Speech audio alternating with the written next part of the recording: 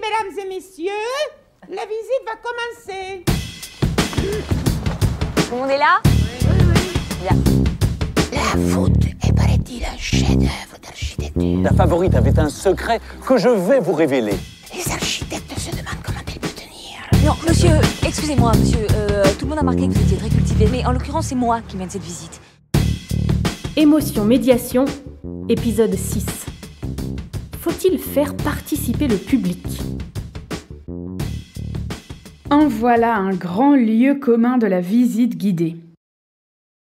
Tout le monde pense que pour qu'une visite soit une bonne visite, il faut qu'elle soit participative, ou bien interactive, on ne veut surtout pas que le public soit passif. Ce sont des choses que l'on entend tout le temps. Par exemple, quand des enseignants réservent pour une classe, ou que des personnes réservent pour un groupe un peu dynamique, pour ne pas dire agité. Mais si le ou la guide n'a pas très attentivement réfléchi à cette participation ou cette interaction, si c'est fait machinalement, si c'est mal fait, ça risque de nuire à la visite plutôt que de l'améliorer. Parce que malheureusement, on a toutes et tous ce vieux réflexe, poser des questions aux gens, particulièrement aux enfants, pour qu'ils s'intéressent. On part du principe qu'il faut faire participer pour que ça soit plus vivant. Par contre, on ne se demande jamais pourquoi on fait ça. Poser une question pour poser une question. C'est un peu le niveau 0 de la participation. Poser une question, n'importe laquelle, la première qui nous vient en tête, sans avoir d'autre objectif que de faire participer les gens. Souvent, ça peut donner quelque chose comme... Alors les enfants, est-ce que vous savez quels matériaux on utilisait pour construire une église ? Cette plante, à votre avis, est-ce que c'est du poison ou du médicament ? Alors les enfants, est-ce que vous savez à quel siècle est apparu l'opéra ? Je précise que ces exemples ont réellement été entendus dans des vraies visites guidées. Ces questions-là sont vraiment dangereuses, et je pèse mes mots. Pour y répondre, il faut des connaissances, il faut de la culture générale. Soit on sait, soit on ne sait pas, mais on ne peut pas deviner. Résultat, si on savait déjà, on n'apprend rien de plus, et si on ne savait pas, on se sent bête. Demander son avis au public pour faire avancer le discours. Dans certains cas, on pose des questions au public pour leur demander leur avis ou les inviter à partager leurs impressions. Ces questions sont parfois efficaces pour illustrer notre propos par quelque chose que les gens pensent ou ressentent. Mais ça peut aussi être risqué. Si le but est de faire avancer notre discours en l'illustrant, et donc en lui donnant une sorte de preuve, ça veut dire que toutes les réponses ne seront pas forcément valables. Par exemple, je fais visiter une église. Je veux parler de la différence dans le traitement de la lumière dans l'architecture gothique et romane. Je propose donc au groupe de regarder le côté roman de l'église, qui est le plus sombre, puis je leur demande de fermer les yeux, de se retourner, de les réouvrir côté gothique. Là, normalement, c'est beaucoup plus lumineux. Je demande leur impression aux gens. Et j'attends qu'ils me disent « Ah oui, c'est plus lumineux du côté gothique. » Et j'embraye sur mon explication. Le problème, c'est que si quelqu'un me dit qu'il n'a pas vu de différence entre les deux côtés, et ça m'est déjà arrivé, je retombe dans le même problème. Je vais baser toute mon explication et l'objectif de cette expérience sur quelque chose que la personne n'a pas vu. Donc, soit je perds toute ma crédibilité parce que la personne pense que j'ai un peu inventé tout ça, soit elle se sent bête. La plupart du temps, c'est plutôt ce qui va se passer. La personne va avoir l'impression de ne pas avoir donné la bonne réponse, et pourtant, je lui ai demandé son ressenti, son impression. Il ne peut pas y avoir de mauvaise réponse. Son ressenti est ce qu'il est, point. Un exemple réussi de question subjective. Si vous allez à la Cité du Chocolat Valrhona, à Tain-l'Hermitage, et vraiment, il faut y aller, vous trouverez un exemple très réussi d'implication du public par une question subjective. À l'entrée de l'espace muséal, le visiteur est invité à goûter 2 carrés de chocolat avec une vidéo qui donne des conseils de dégustation. Puis, des questions sont posées aux visiteurs. Est-ce que vous trouvez ce chocolat plutôt lacté, fruité, amer, sucré ? L'intérêt de cette question, c'est d'inviter le visiteur à se concentrer sur son expérience gustative pour découvrir le chocolat autrement. Et à la fin de la vidéo, Au lieu de lire les bonnes réponses, ce sont des statistiques qui s'affichent. L'avis moyen des visiteurs qui ont goûté ce chocolat. 36% l'ont trouvé fruité comme vous.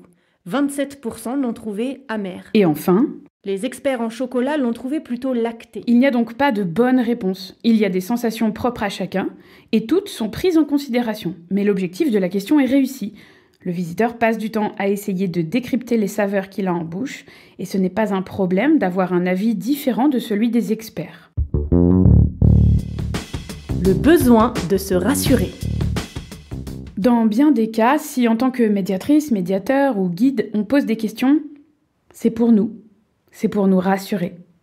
On a toutes et tous peur du silence. On a peur du silence dans notre discours, peur de laisser des blancs, mais pire encore, on est terrifié par le silence du public. Ce silence nous fait douter. Est-ce qu'ils m'écoutent là ou ils dorment? Les questions qu'on pose, et surtout les réponses, nous assurent que les gens sont bien là avec nous. Pourtant, il y a beaucoup d'autres signes à guetter et tellement d'autres leviers à actionner pour que notre public soit actif. Attention malaise. Quand on réfléchit bien à tout ça, on voit que c'est pas si évident de faire participer le public et de le faire bien. Certaines et certains y arrivent vraiment bien. Ça peut être quelque chose de très naturel et inné. Mais là encore, on est au mieux très peu formé, au pire pas formé du tout à ces questions. Si on le fait mal, si ce n'est ni pertinent ni intéressant, ça peut mettre notre public mal à l'aise. On doit être attentif à notre public, à ne pas les rabaisser, ne pas les enfoncer parce qu'ils ou elles n'ont pas les réponses à nos questions. Quand on leur demande leur avis, ne pas leur faire sentir que leur avis n'a pas de valeur. En somme, il faut savoir pourquoi on pose ces questions. Et si c'est juste pour faire participer, il vaut mieux arrêter. Participation ou implication. Chez Cybelle, on ne parle jamais de participation, mais d'implication. Parce qu'on est convaincu que le public peut être très impliqué, très attentif, 100% avec nous, même si en apparence, il est passif.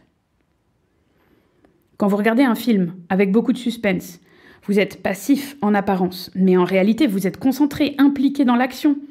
Si votre téléphone vibre à côté de vous, s'il y a un bruit bizarre au loin, il y a de grandes chances pour que vous ne les entendiez pas. Encore une fois, c'est une question de place de l'émotion dans la visite guidée. Si le public est impliqué émotionnellement, s'il est actif, concentré, il se projette dans ce qu'on lui raconte. Quand on raconte une histoire à notre public, il se fait un film dans sa tête. Il imagine des choses, des décors, des éléments concrets. Les gens en face de vous ne disent peut-être rien, ou en apparence ne font rien, mais ils sont tout sauf passifs.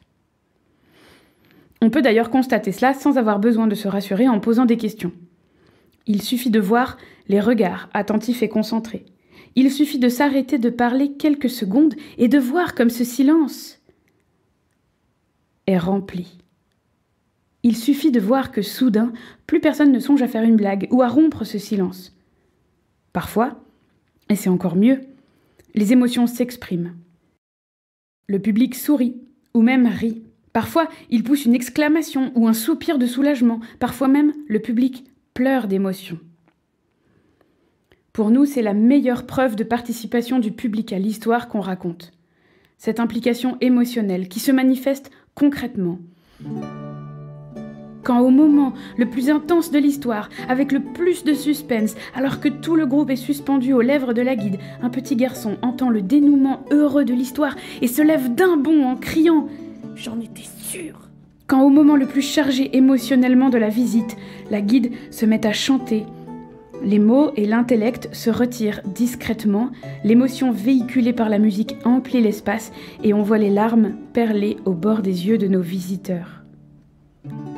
Pour nous, c'est la plus belle et la plus sincère participation du public.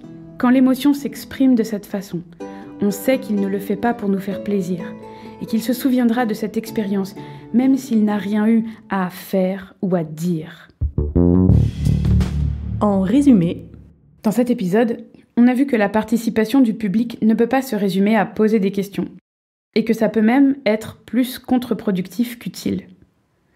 On a vu que les questions, la fausse participation, servait souvent à nous rassurer plus qu'autre chose. Enfin, on a vu que la participation pouvait être une implication émotionnelle, et que c'était déjà une sacrée participation, et que le public peut avoir l'air passif, mais il ne l'est pas. Et quand cette émotion s'exprime, alors c'est le témoin de la participation la plus sincère de nos auditeurs et auditrices. C'est ici que se termine la visite.